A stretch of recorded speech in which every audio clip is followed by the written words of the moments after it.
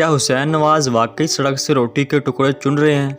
बरतानिया में तैनात निजी चैनल के सहाफ़ी का बड़ा दावा। नवाज शरीफ के साहबजादे हुसैन नवाज इन दिनों लंदन में मुकीम है और ईवन फील्ड फ्लैट्स केस में अदालत को मतलूब है।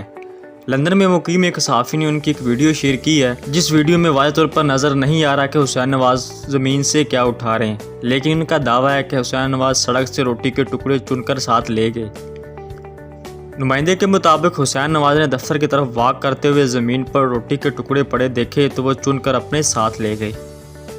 सोशल मीडिया सार्फिन ने इस वीडियो पर दिलचस्प तबसरे किए। नून लीग के हामियों ने इसे नवाज शरीफ की तरबियत का नतीजा करार दिया और कहा कि अल्लाह ताला ने नवाज शरीफ ख़ानदान को इसलिए बहुत नवाजा है क्योंकि वो रिज़्क़ की बहुत कदर करते हैं। लेकिन दूसरी जानब नून लीग के मुखालिफ सपोर्टर का कहना था कि जो ये अवाम की रोटी उठाकर साथ लंदन ले गए हैं उसका भी हिसाब दें। तो कुछ सोशल मीडिया सार्फिन ने इसे स्टंट करार भी दे दिया।